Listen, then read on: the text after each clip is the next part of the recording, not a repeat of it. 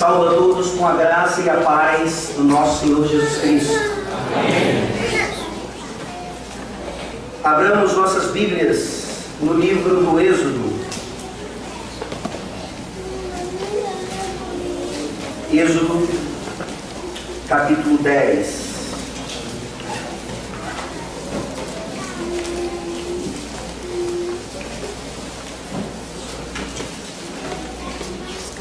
Êxodo 10. Chegamos hoje à penúltima praga, a nona praga, num certo sentido aquela que fecha o ciclo dos 3 trios de maldições que Deus apresenta em preparação para a derradeira praga e a mais cruel e fatal. Êxodo capítulo 10, de 21 a 29, esta é a palavra inerrante do nosso Deus. Então disse o Senhor a Moisés: estende a mão para o céu, e virão trevas sobre a terra do Egito, trevas que se possam apalpar. Estendeu, pois, Moisés a mão para o céu, e houve trevas espessas sobre toda a terra do Egito por 3 dias. E não viram uns aos outros, e ninguém se levantou do seu lugar por 3 dias. Porém todos os filhos de Israel tinham luz nas suas habitações. Então Faraó chamou Moisés e lhe disse: ide, servi ao Senhor. Fiquem somente os vossos rebanhos e o vosso gado. As vossas crianças irão também convosco. Respondeu Moisés: também tu nos tens de dar em nossas mãos sacrifícios e holocaustos, que ofereçamos ao Senhor nosso Deus. E também os nossos rebanhos irão conosco. Nenhuma unha ficará, porque deles havemos de tomar para servir ao Senhor nosso Deus. E não sabemos com que havemos de servir ao Senhor até que cheguemos lá. O Senhor, porém, endureceu o coração de Faraó, e este não quis deixá-los ir. Disse, pois, Faraó a Moisés: retira-te de mim e guarda-te que não mais vejas o meu rosto, porque no dia em que vires o meu rosto, morrerás. Respondeu-lhe Moisés: bem disseste, nunca mais tornarei eu a ver o teu rosto. Amém. Amém. Vamos orar. Santíssimo Deus, Deus da luz, Pai das luzes, de onde vem toda boa dádiva, obrigado, ó Deus, por essa série de maldições, essa série de pragas que o Senhor derramou de forma factual, histórica, e não metafórica ou fictícia na terra do Egito. E que bom que nós podemos ler esse texto dessa forma, com toda a fé que o Senhor nos dá para crermos nisso, e não apenas entendermos como história, mas entendermos como isso tem a ver com as nossas vidas hoje. O Senhor é tão sábio, o Senhor escreve tão bem, que a Tua palavra, ela não é meramente para aqueles primeiros leitores, para aqueles primeiros ouvintes, mas ela permanece, falando com todo aquele que se achega até ela, buscando conhecer o Senhor. E o Senhor se revela a todos aqueles a quem o Senhor deseja se revelar. Nessa manhã, ó Deus, nós te pedimos que o seu desejo seja se revelar a nós. Tende misericórdia de nós, ó Deus. Nós não podemos fazer absolutamente nada, além de deixarmos os nossos ouvidos prontos e encarecidamente te rogarmos que o Senhor fale conosco por meio da Tua palavra agora. E te pedimos que o Senhor fale principalmente com aqueles que estão completamente em trevas, perdidos, apalpando a realidade, sem saber exatamente o que ela é e como ela é. Nos livra de uma vida de ficção, de mentira, de ilusão, e nos dá, ó Deus, hoje, a realidade que só podemos ter por meio da luz que vem do Senhor, manifestada no Teu Filho amado, nosso Senhor Jesus Cristo, a nossa luz. É no nome dele que nós oramos. Amém. Amém. Vocês se lembram qual foi a primeira praga? A primeira praga é aquela que atinge um dos principais deuses do Egito. O Deus que era representado pelo Nilo. O Nilo, todas as águas do Egito praticamente se tornam em sangue. E aquela população, aquela comunidade fica sem água por vários e vários dias. Por que nós voltamos agora à primeira praga? Porque naquele sermão eu já perguntava: o que é pior, ficar sem água ou sem luz? E alguém naquele dia nos lembrou que era ficar sem luz. E é exatamente isso que nós vemos hoje na nona praga, que não é a última ainda. Nós sabemos bem, são 10. A 10ª ainda está chegando. Mas a nona praga, querendo ou não, ela fecha esse ciclo de 3 paralelos de pragas, 3 trios, que vão nos preparando exatamente para essa derradeira praga, a mais fatal, sem dúvida alguma, a mais importante. O que é então ficar sem luz? Ontem, lá em casa, os meus filhos experimentaram isso mais uma vez. Talvez você tenha experimentado mais uma queda de energia em Teresina devido à chuva ou a qualquer outra razão. E você sabe bem o que isso significa. Você sabe que o desespero logo chega.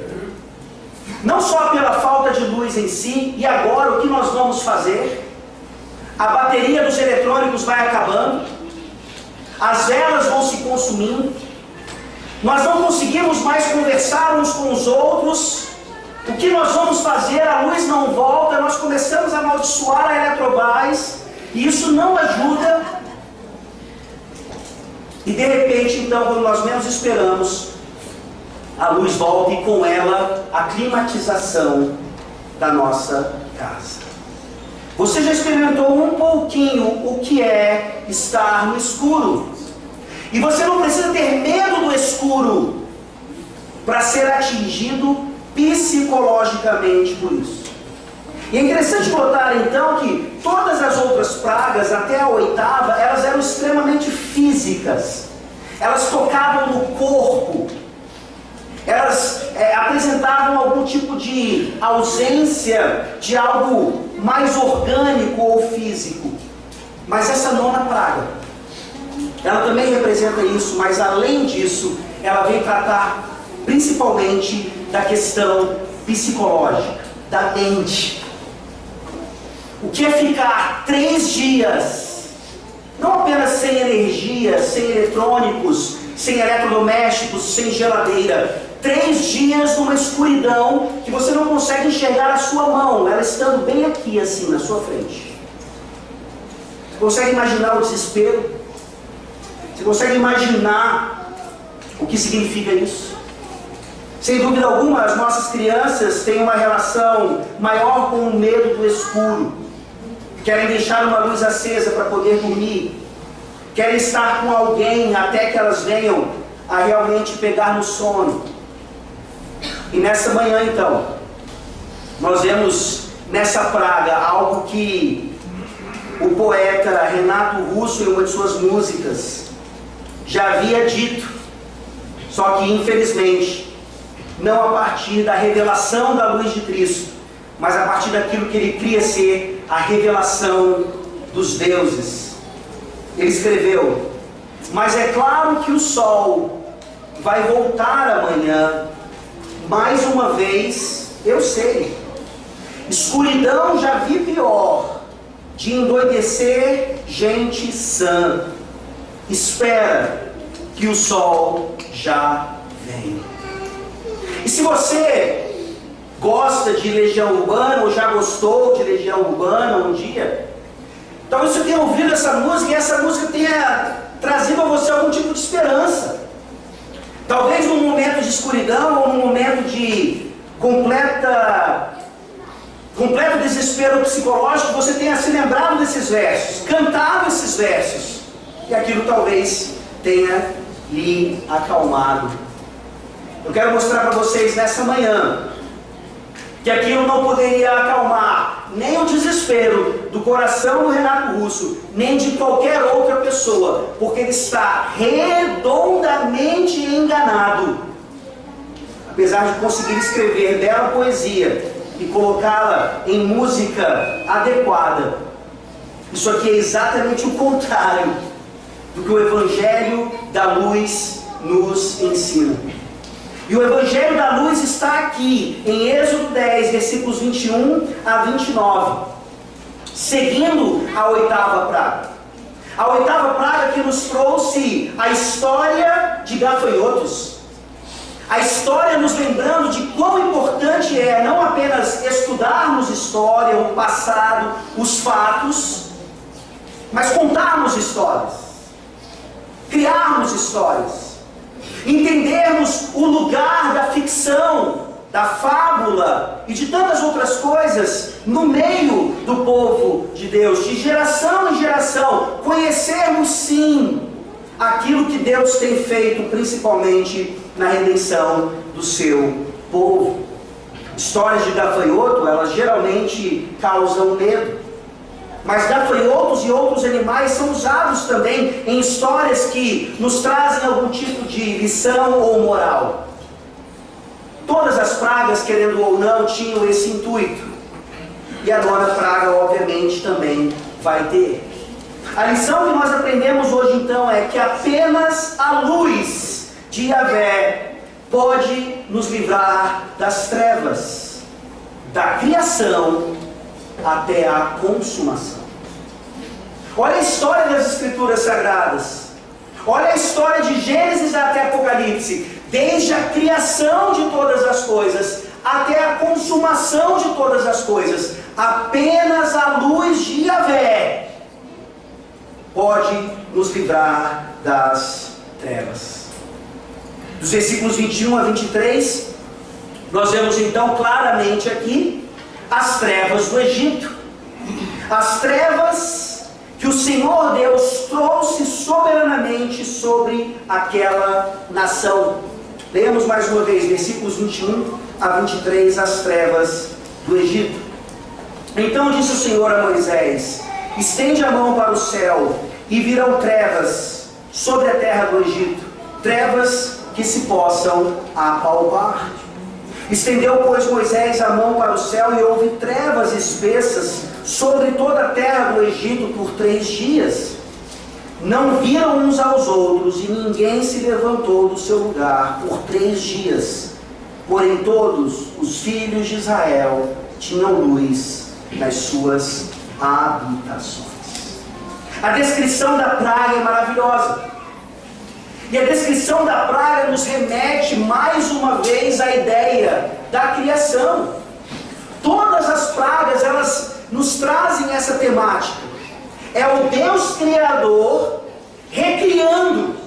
É o Deus Criador usando a sua soberania para mostrar o seu controle sobre a natureza, sobre as coisas criadas, sobre a vida das pessoas, sobre o coração dos homens. E aqui então nós nos lembramos daqueles primeiros versos de Gênesis, quando Deus disse: haja luz, e houve luz.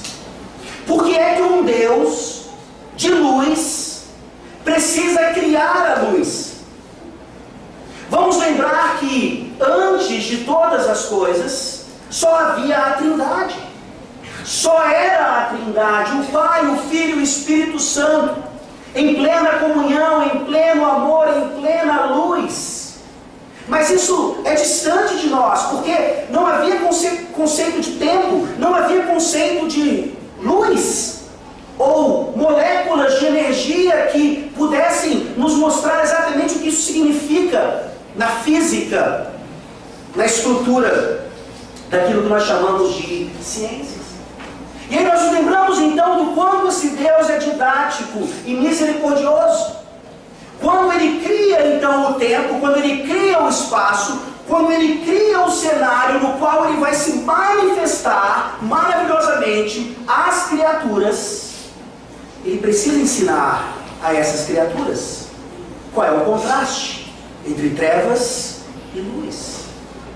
Não é porque antes então o mundo era caótico, o mundo estava em trevas, e esse Deus de luz então empresta um pouco da sua luz e traz ordem a tudo. Não. O Deus soberano estabelece as trevas.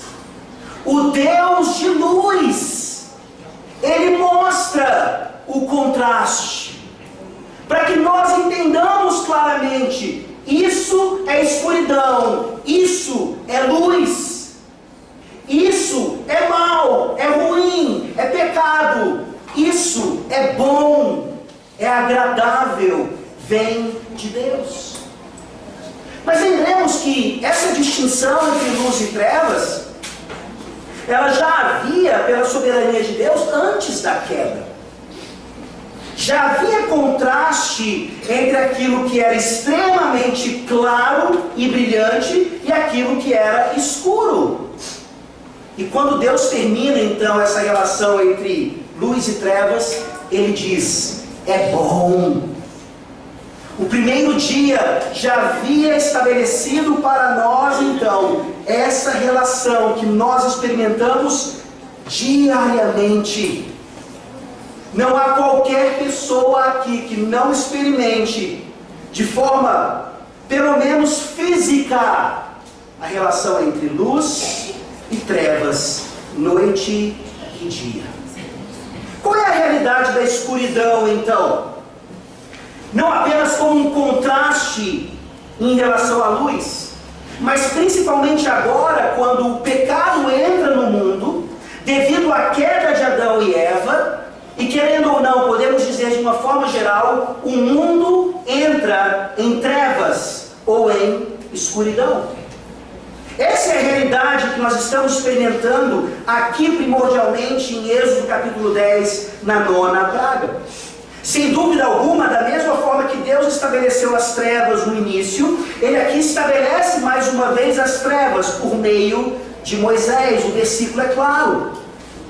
Versículo 22. Estendeu, pois, Moisés a mão para o céu, e houve trevas espessas sobre toda a terra do Egito por 3 dias. O versículo 21 já havia dito que essas trevas seriam tão espessas que elas poderiam ser apalpadas. Nós certamente nunca passamos por escuridão assim. Mesmo em um blackout, uma falta de energia, tem a luz da lua, que não é dela própria, tem a luz das estrelas, tem algum tipo de luz que sim, ainda não nos traz toda a esperança, mas não nos deixa chegar à agonia ou desespero plenos. E essa é a realidade da escuridão aqui no primeiro momento. O desespero psicológico. A agonia de você estar com outras pessoas, mas não conseguir enxergá-las. A agonia de querer andar para um lado, andar para o outro e tropeçar em alguma coisa e acabar se machucando. O desespero de você ficar cego por um tempo, mesmo com os olhos funcionando, e ter que andar apalpando tudo, sendo que você não tem a mesma qualidade dos outros sentidos que uma pessoa cega já desenvolveu.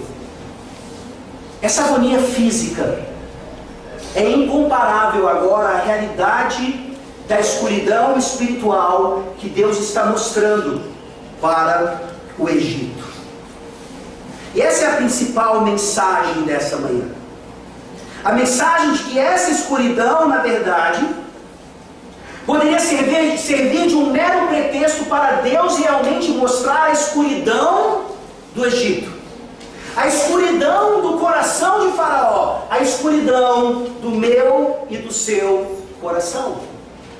Aquilo que ainda está bem escondido, ninguém consegue ver, mas que está lá, e que a luz da palavra de Deus pode revelar. Abra sua Bíblia, por favor, em Isaías 59. Esse texto fala bem dessa realidade espiritual das trevas do Egito. Isaías 59, versículos 9 e 10. Por isso, está longe de nós o juízo, e a justiça não nos alcança. Esperamos pela luz, e eis que há só trevas. Pelo resplendor, mas andamos na escuridão. Apalpamos as paredes como cegos, sim, como os que não têm olhos, andamos apalpando. Tropeçamos ao meio-dia como nas trevas, e entre os robustos somos como mortos. Uma descrição maravilhosa, e você sabe que a Bíblia toda usa essa metáfora, essa linguagem de luz e trevas o tempo todo. Mas esse texto eu escolhi em especial para mostrar que, além de uma descrição real da escuridão da alma, como ausência de justiça, quando você olhar bem para Isaías 59, você vai perceber que não era o Egito confessando aquilo ali, era o povo de Israel, era a igreja do Senhor Deus. E Yahvé Todo-Poderoso estava recebendo agora palavras de confissão do seu povo, dizendo que eles andavam em trevas. E essa mensagem, como nós temos visto ao longo da exposição das pragas, não é apenas para o Egito, não é apenas para os ímpios lá fora, não é apenas para aqueles que preferem a night do que o dia, aqueles que preferem as obras da escuridão do que aqueles que preferem as obras da luz. Essa mensagem é para a igreja do Senhor Jesus Cristo hoje, que anda ainda em trevas. Uma forte evidência de que a igreja do Senhor Jesus Cristo precisa de arrependimento nessa área é como vai a nossa nação. Eu não tenho dúvida alguma de que você olha para o Brasil, pelo menos assim deveria ser, e você percebe esse Brasil com tanto potencial em trevas. Trevas. Em quem você vai votar?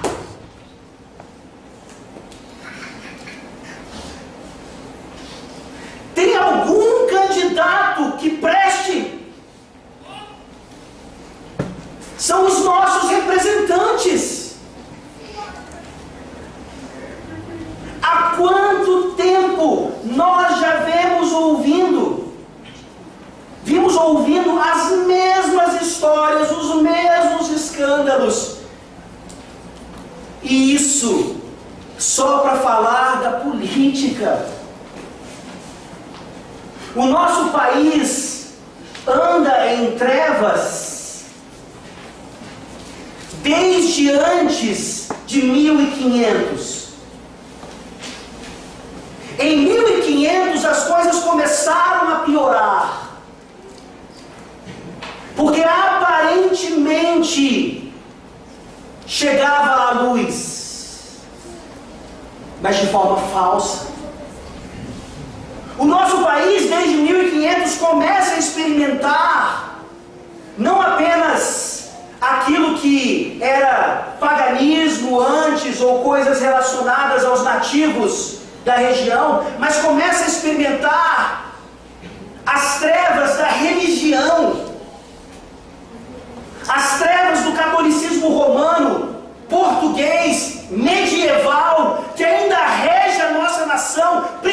o estado do Piauí.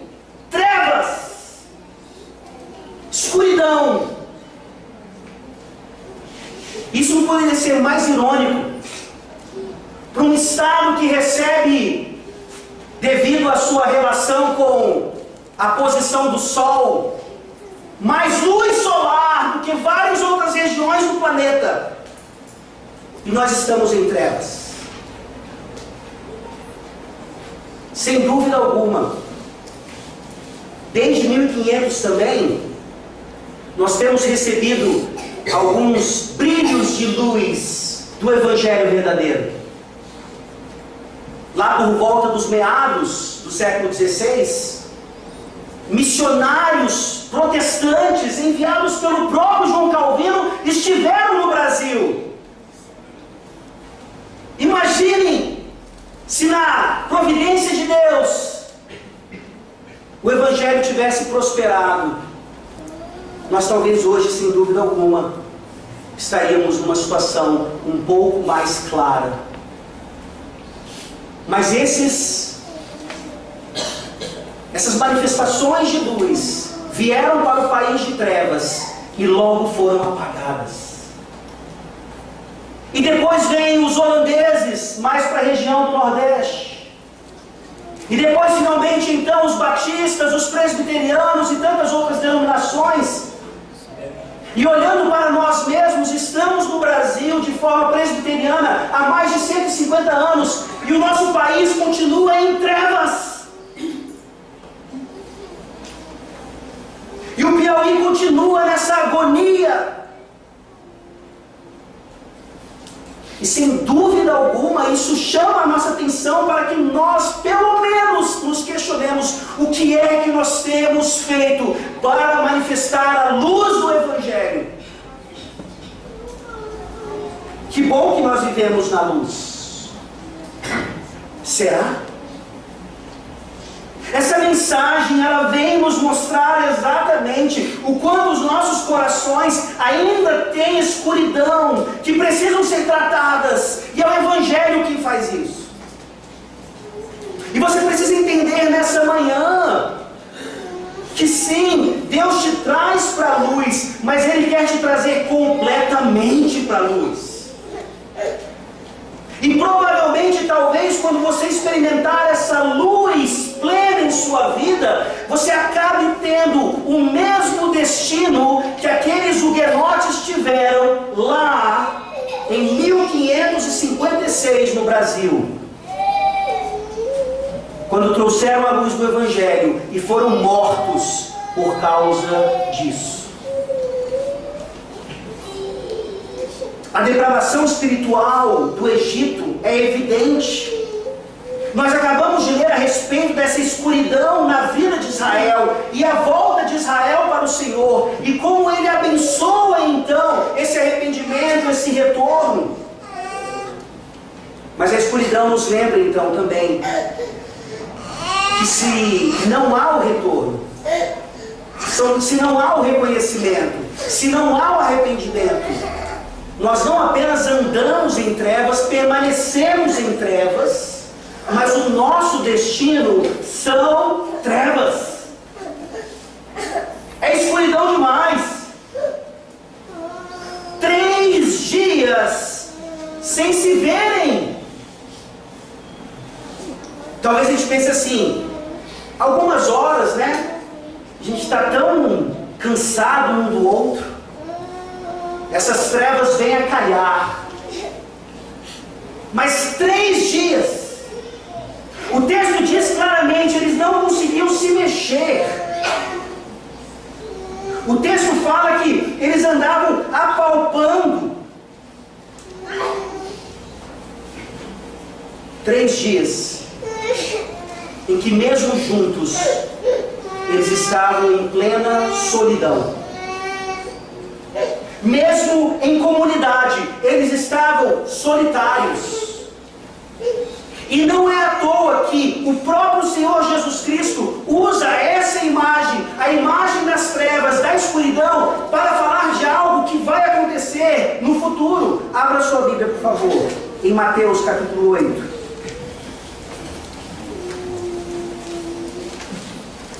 Mateus, capítulo 8.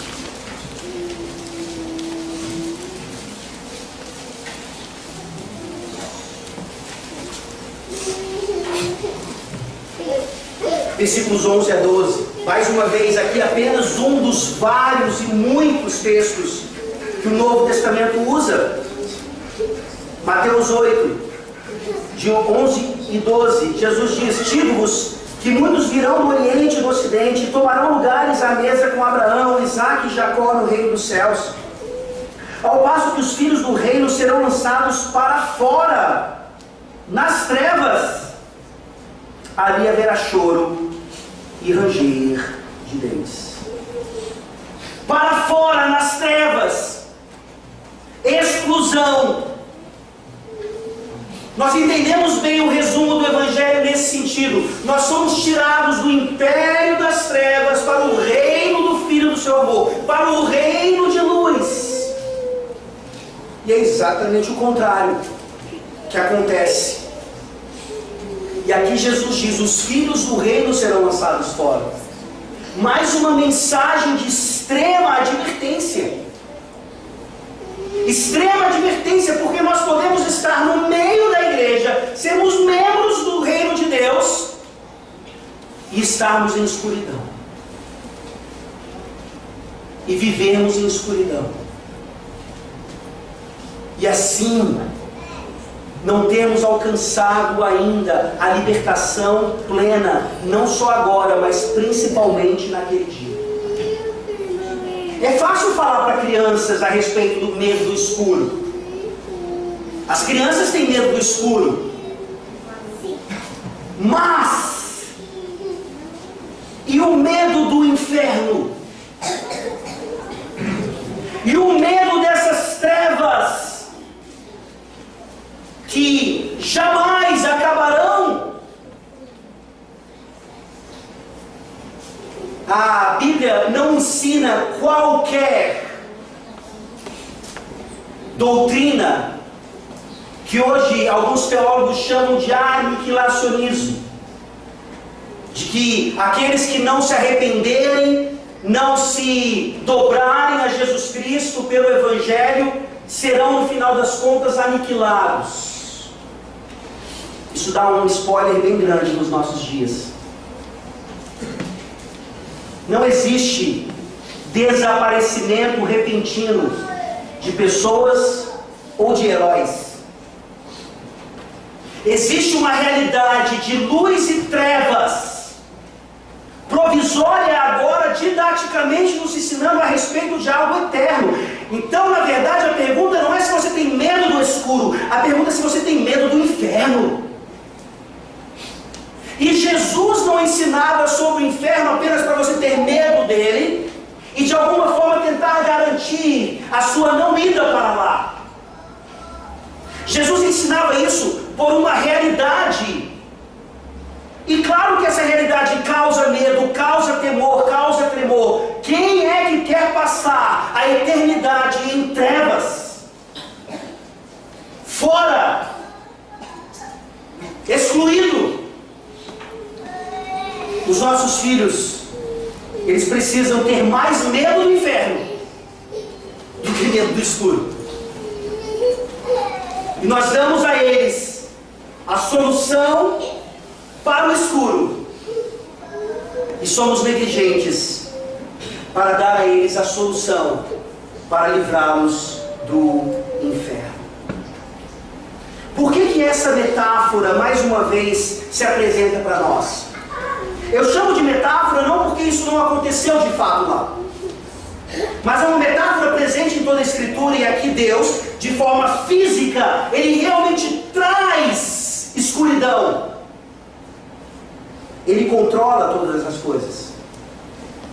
E aqui então, Ele reserva essa última manifestação do seu poder, último no sentido de ser a nona, finalizando os 3 trios, justamente para atacar o principal Deus do Egito.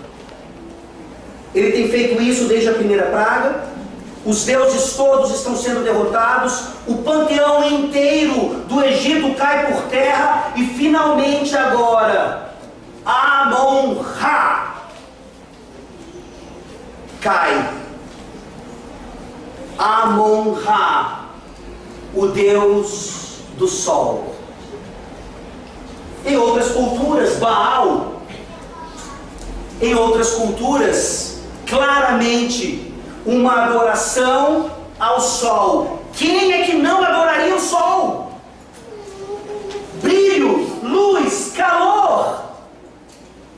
A nossa vida claramente depende, se baseia nessa manifestação maravilhosa de um Deus tão bom,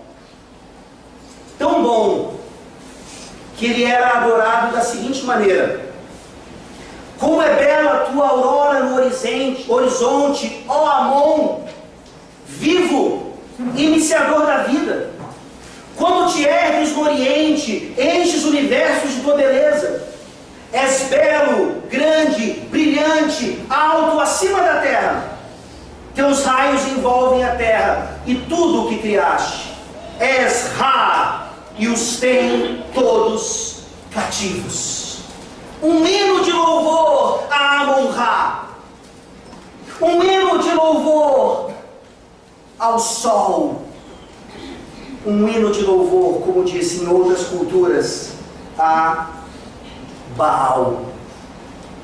E aí você automaticamente diz: graças a Deus eu não adoro o sol. Graças a Deus eu sei que o sol é criatura e não criador. Eu vejo o paganismo dessas pessoas que, por meio de suas lendas divinas, acreditavam que Amon-Ra era o pai de todos os deuses, que por meio do seu cuspe, de sua saliva, ele criou outros deuses que vão gerando outros deuses. Eu não acredito nessas coisas, pastor.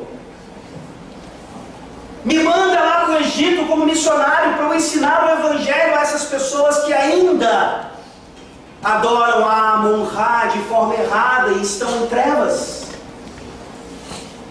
E aí eu pergunto a você nessa manhã, um crente tão maduro, o quanto você ainda idolatra o sol? O quanto você ainda idolatra as coisas que o próprio sol representa? Ou a própria luz? Sabe uma coisa que não acontece quando a luz vai embora? Nós não entendemos aquele momento como um momento maravilhoso, onde todas as coisas são desligadas, a nossa rotina para por um tempo, e a gente pode finalmente então orar a Deus, por exemplo, em família, cantar louvores a Ele. Isso não dá para fazer quando tem luz, pastor. É muito corrido. E a luz acaba, e eu tenho um momento então, mesmo no calor, de sentar ali fora da minha casa, no meu quintal, e fazer aquilo que eu não faço em anos, que é louvar a Deus e adorar a Deus. No máximo, eu oro para que a luz venha logo. Deus, traz a luz logo, porque eu tenho tantas coisas para fazer, que eu não tenho tempo para lhe adorar. Sabe qual é a principal manifestação da nossa idolatria ao sol? É o fato de que nós ainda caímos no conto da ciência. Você tem visto aqui que todas as pragas estão jogando no chão o ídolo da ciência. Eu volto a repetir. A ciência é algo maravilhoso. O que Deus estabelece por meio de cientistas, até mesmo ímpios, é bom. Faz parte do seu projeto dentro do mandato cultural. Mas quantas vezes você ainda precisa dizer: não é possível que a evolução não seja certa. Eu quero ler a Bíblia literalmente, mas eu não consigo. Não é possível, não é possível que Darwin e outros, principalmente os que vieram depois dele, e hoje atingiram um nível altíssimo de conhecimento dessa área, não é possível que eles estejam errados. Talvez nós sejamos retrógrados mesmo, de não querer acreditar nessas coisas. Talvez a igreja esteja experimentando hoje a mesma coisa que a igreja medieval experimentava, quando ela achava que era o sol que girava em torno da terra e não o contrário. E um dos principais argumentos que pastores, teólogos usam para dizer que os 6 dias da criação não são literais é exatamente dizer que o sol só é criado no 4º dia. Essa é a evidência que faz cair por terra esse pensamento infantil, ignorante, obtuso, de que Deus cria todas as coisas em 6 dias literais. O sol só é criado no 4º dia. Não havia sol antes, logo. Ali Moisés está claramente nos mostrando que são dias analógicos. É uma história metafórica para nos mostrar como foi a criação.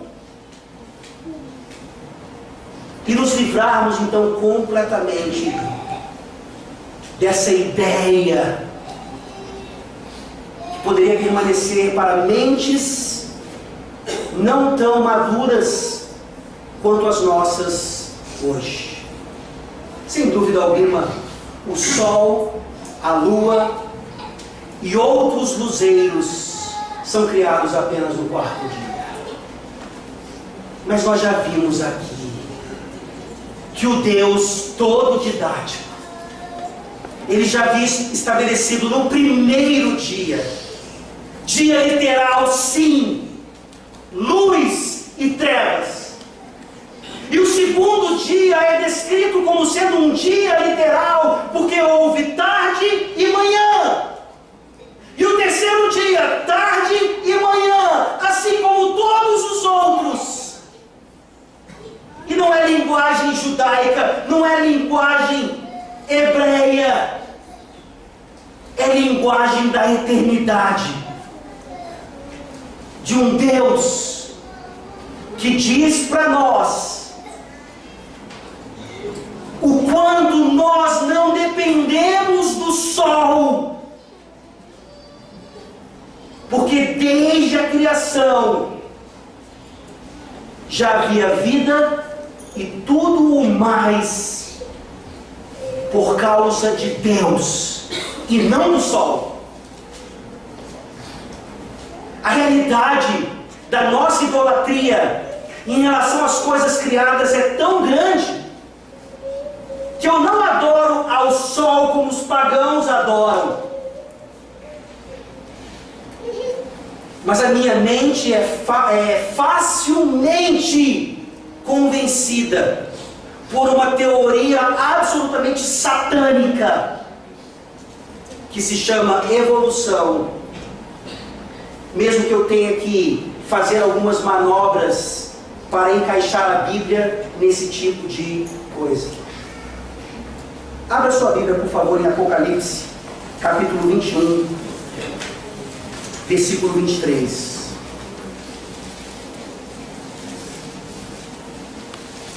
Se há apenas uma mensagem que você poderia aprender nessa manhã, não é a principal, mas se você sair daqui apenas com essa, eu já me dou por satisfeito. Nós não dependemos do sol. Nós não dependemos do sol. Apocalipse 21, versículo 23.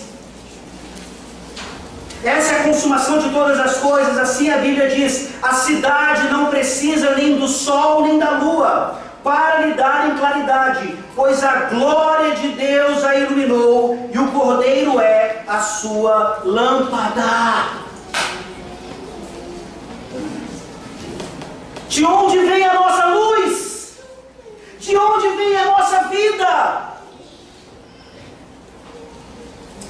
Quando nós olhamos para as Escrituras Sagradas, nós vemos claramente, mesmo ela não sendo um livro científico,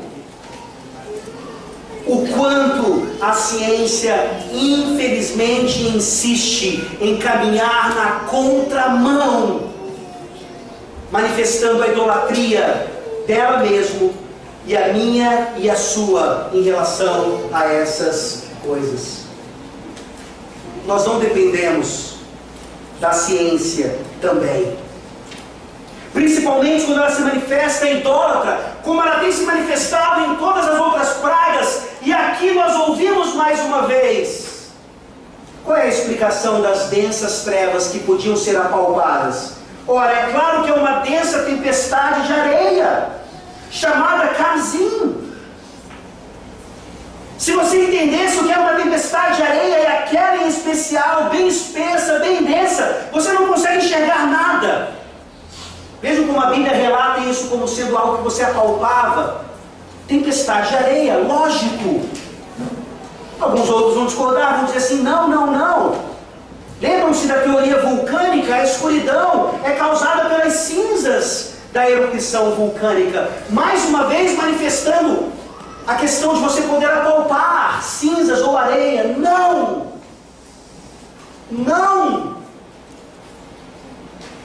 Que bom que o Senhor Jesus disse que só entra no reino de Deus aqueles que tiverem fé como de uma criança. E fé como de uma criança não é uma fé irracional. Não é uma fé em que nós não aprendemos as coisas para então crer nelas. É uma fé que dobra os seus joelhos ao que Deus diz, e não aos ídolos deste mundo. Nós, como crianças, sem medo algum do escuro, dizemos sim, Deus é soberano para causar escuridão real naquele momento, sem tempestade de areia, sem cinzas de vulcão, simplesmente ausência total de luz. Se você não consegue crer nisso nessa manhã, você está mais próximo do paganismo do Egito do que você gostaria de admitir. Todas as pragas nos mostram essa sobrenaturalidade da manifestação divina por meio do natural. Você já sabe qual é o argumento contrário?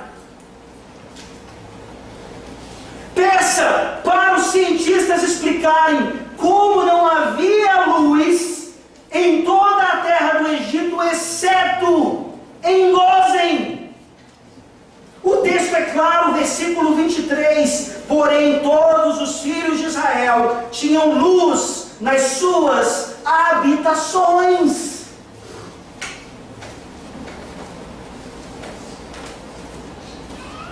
A tempestade de areia não chegou ali. As cinzas do vulcão não chegaram ali. Se essa é a temática, mais do que física da escuridão, abra a sua Bíblia, por favor, em João capítulo 1.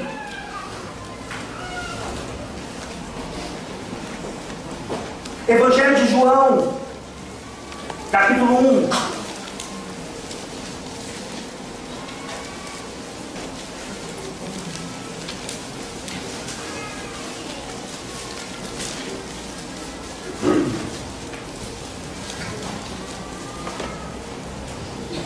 João 1, de 4 a 13.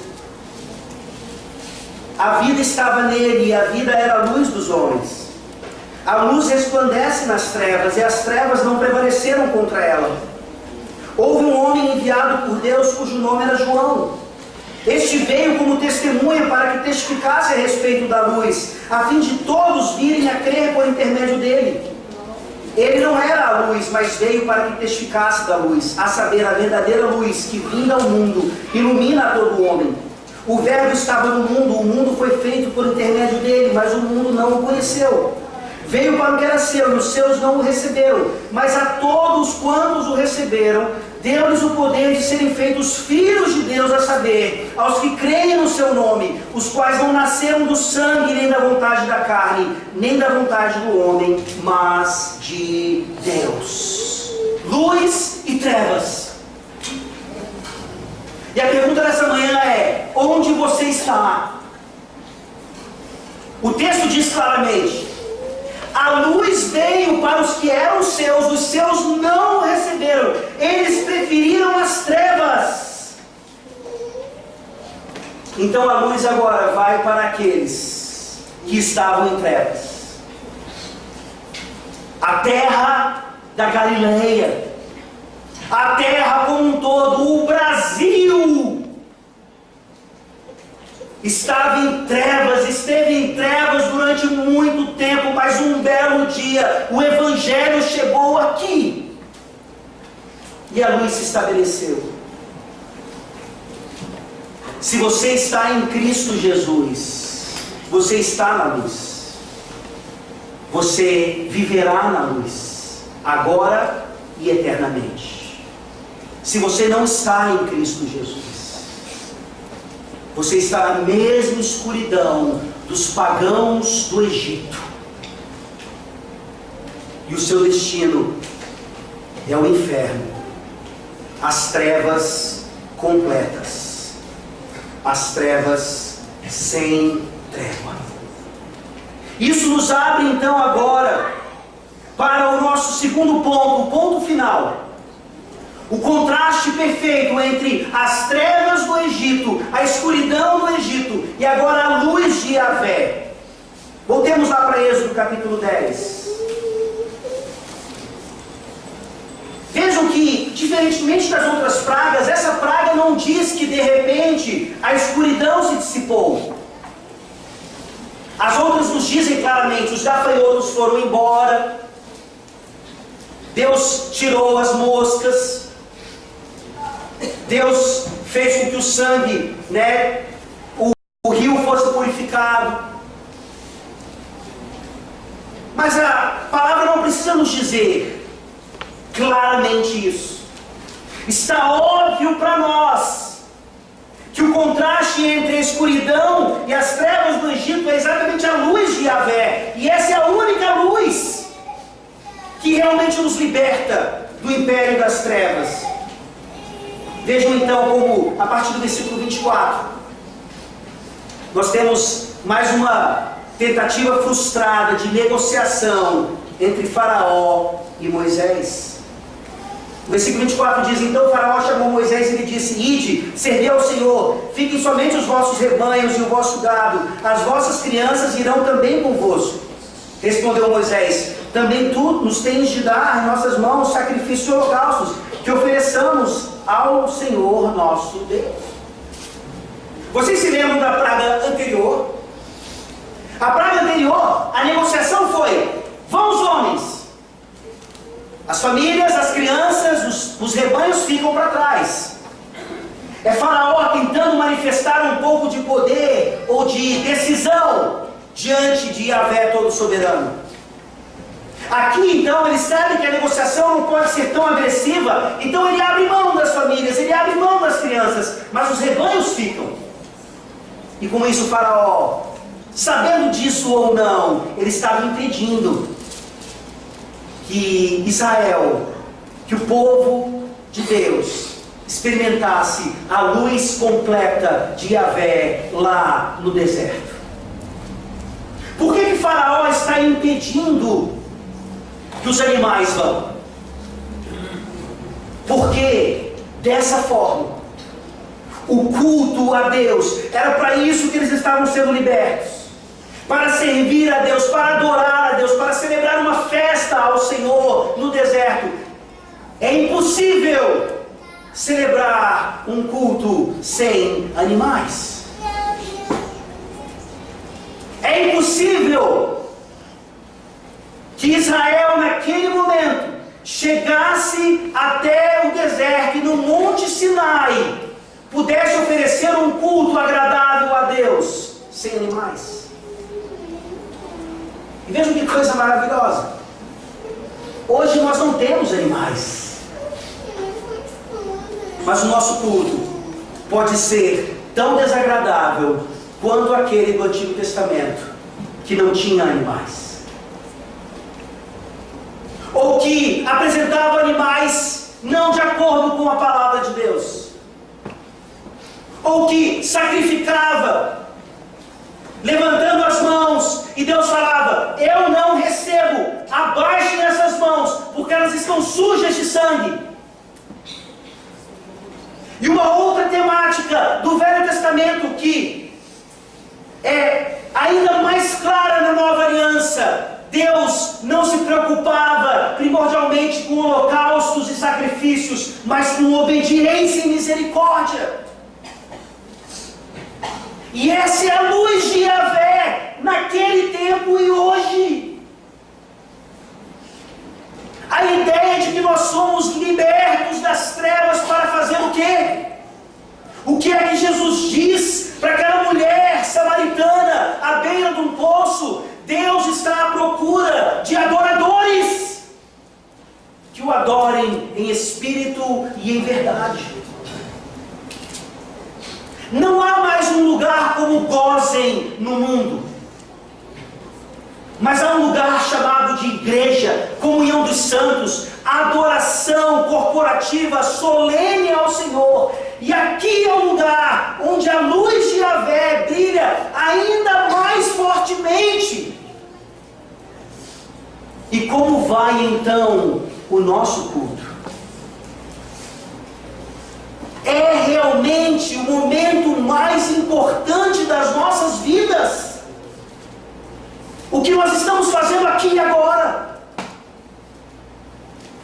tem que ser.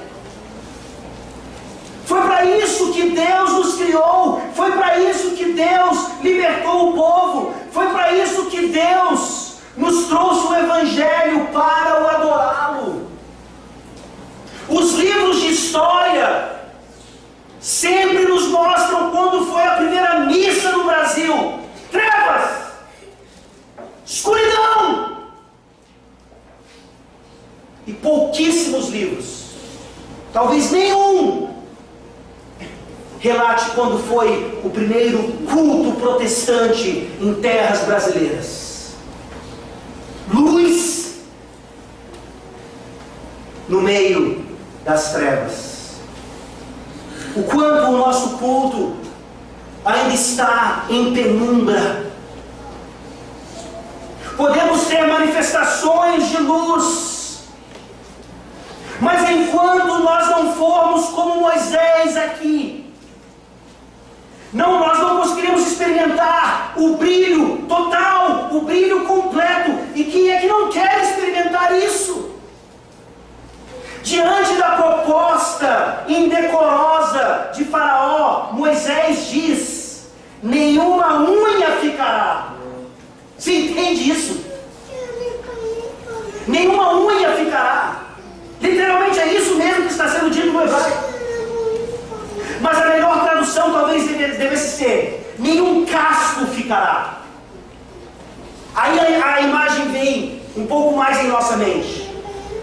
Nenhum casco de animal vai ficar para trás. É a parte pelo todo. Nenhum animal vai ficar para trás. Vão todos.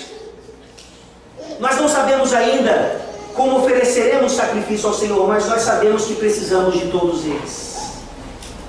Porque nós fazemos no culto aquilo que Deus determina na sua palavra. Eu não faço no culto aquilo que eu acho que é agradável a Deus. Eu não faço no culto aquilo que vai atrair pessoas. Eu não faço no culto aquilo que várias igrejas estão fazendo hoje.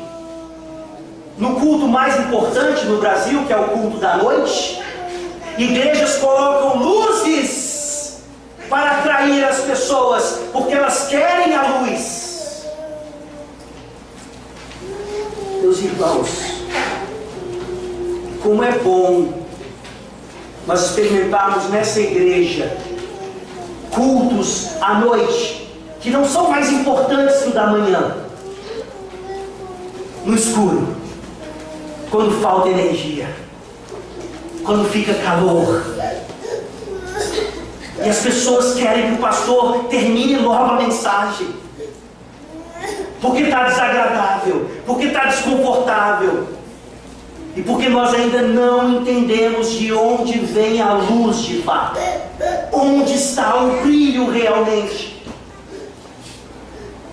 E isso se manifesta mais uma vez na minha idolatria e na sua, que não tem esse momento como mais importante das nossas vidas. A sua roupa mostra isso, o seu atraso mostra isso, o seu descaso mostra isso, quando você olha para o celular mostra isso, como você ensina seus filhos a estarem no culto mostra isso.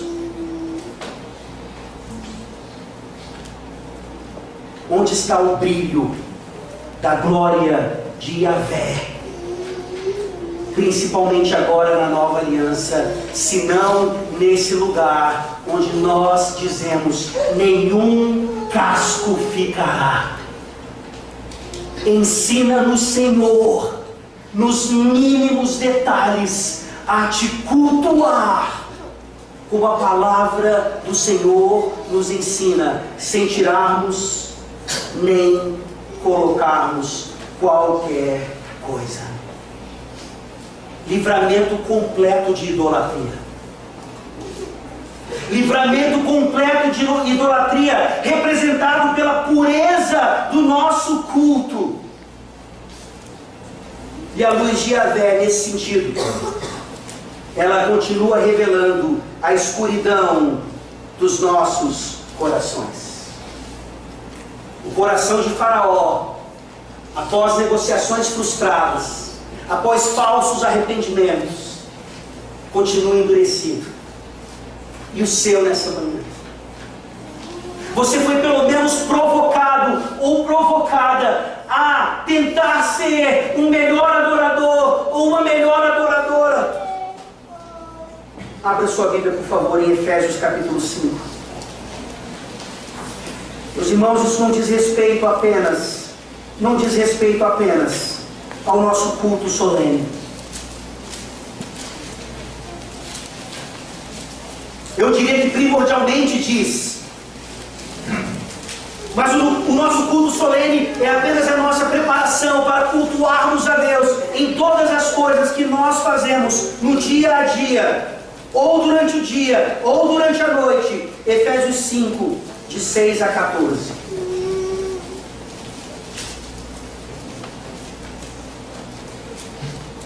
Ninguém vos engane com palavras vãs, porque por essas coisas vem a ira de Deus sobre os filhos da desobediência. Portanto, não sejais participantes com eles, pois outrora erais trevas, porém agora sois luz no Senhor. Andai como filhos da luz. Porque o fruto da luz consiste em toda bondade, justiça e verdade, provando sempre o que é agradável ao Senhor. E não sejais cúmplices nas obras infrutíferas das trevas, antes, porém, reprovai-as. Porque o que eles fazem em oculto, o só referir é vergonha. Mas todas as coisas, quando reprovadas pela luz, se tornam manifestas, porque tudo que se manifesta é luz. Pelo que diz: desperta, ó tu que dormes, levanta-te de entre os mortos, e Cristo te iluminará.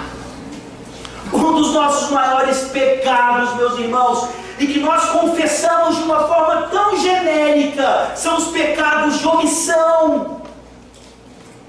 Nós somos cúmplices de tantas obras das trevas. Eu não faço, eu não fofoco, eu não falo mal de ninguém, eu não minto, eu dou o meu dízimo, mas eu sei quem fofoca, eu sei quem não dá, e não faço nada a respeito disso. Eu não entendo a minha vida como adorador, sendo também um exortador. do que outros e vai ensinar moralidade para eles a partir de um padrão que é maior até do que o seu. Mas uma pessoa que em amor e em verdade entende que a luz brilha o tempo todo, e o quanto nós temos feito essa luz não brilhar por nossa covardia na família, na igreja, no trabalho, na escola, em qualquer lugar. Nós somos cúmplices das obras das trevas. Eu não faço, mas eu deixo que façam. Eu não vou me meter, pastor. Eu não faço, mas eu deixo que façam. Voltemos para Êxodo, capítulo 10. E o texto termina de uma forma ainda mais irônica. Vamos nos lembrar do contexto. Moisés e Arão, eles estão no palácio de Faraó. Eles estão em escuridão espessa. E mesmo assim Moisés está falando, Arão está falando. Você já teve essa experiência de estar conversando com alguém no escuro, você não sabe onde a pessoa está? Que experiência interessante. E olha qual é a reação de Faraó diante dessa tremenda maldição. Seu coração é endurecido, para variar. E no versículo 28 nós lemos: disse, pois, Faraó a Moisés: retira-te de mim e guarda-te, que não mais veja o meu rosto, porque no dia em que vires o meu rosto, morrerás. Onde foi que você ouviu essa expressão em outro lugar na Bíblia? Faraó não só endurece o seu coração, como ele faz uma declaração aqui que pertence somente a Yahvé, e ele não divide a sua glória com ninguém. Yahvé diz: nenhum homem verá a minha face e viverá. Nenhum homem verá a minha face e viverá. E Faraó aqui, de uma forma ameaçadora, como ele não havia feito antes, ele diz: não mais verás o meu rosto. E Moisés não estava vendo o rosto dele naquele momento. Porque no dia em que vires o meu rosto novamente, morrerás. Quem é Faraó? Quem é Baal? O que é o sol? Nada! Ninguém! E nós confiamos mais nessas coisas. Nós tememos mais os homens do que ao Senhor Deus. Moisés diz: certamente nós não veremos mais o seu rosto, a sua face. Moisés nos mostra aqui aquilo que na nova aliança nós veríamos ainda mais claramente. Você sabia que nesse culto, nesse momento, mesmo diante das imperfeições que nós apresentamos aqui, nós estamos vendo a glória, a face de Deus por meio de sua palavra. Não vejo ninguém morrendo aqui. Não vejo ninguém desmaiando, desfalecendo. Isso sem dúvida alguma por causa da misericórdia do Senhor e por causa do que Jesus Cristo fez em nosso lugar. Você tem medo do escuro? Você tem medo do inferno? Não precisa. Você não precisa ter. Desde que você esteja em Jesus Cristo, porque Ele experimentou essas trevas do Egito em nosso lugar. Abra sua Bíblia, por favor, em Lucas 23. E aqui nós terminamos, Lucas 23, versículos 44 a 46. Lucas 23, 44 a 46. Já era quase a hora sexta, e escurecendo-se o sol, houve trevas sobre toda a terra até a hora nona, 3 horas. E rasgou-se pelo meio o véu do santuário. Então Jesus clamou em alta voz: Pai, nas tuas mãos entrego o meu espírito. E dito isto, expirou. Por 3 horas, não apenas um eclipse solar, trevas do inferno ali. O contraste é ainda mais claro: a luz de Deus, a luz, a glória de Deus, brilhante desde toda a eternidade, morta na cruz. E trevas, para exemplificar bem isso. Mas mais do que isso, ele experimenta trevas por 3 dias. Ele permanece morto, sepultado por 3 dias. Para que ao 3º dia, então, ele pudesse manifestar a sua glória na ressurreição. Todas essas coisas, é o que nós celebramos domingo após domingo, principalmente no culto que nós estamos fazendo agora. Você consegue ver a luz da glória de Deus? Essa é a nossa esperança. É isso que dissipa as nossas trevas. É isso que nos ajuda a não sermos cúmplices das trevas. É isso que nos ajuda a confessarmos os nossos segredos mais íntimos, porque eles são pecado em nossas vidas. Vocês são filhos da luz? Então andem na luz. O dia mais glorioso das nossas vidas é o dia que nós não vamos precisar mais do sol. Mas a Bíblia chama Jesus Cristo de o sol da justiça de Deus. E nesse caso a gente pode pegar emprestado algumas palavras de Renato Russo. Eu sei que um dia ele vem, ele está vindo. Esperem somente nele. Não tenham medo disso tudo. Vamos orar.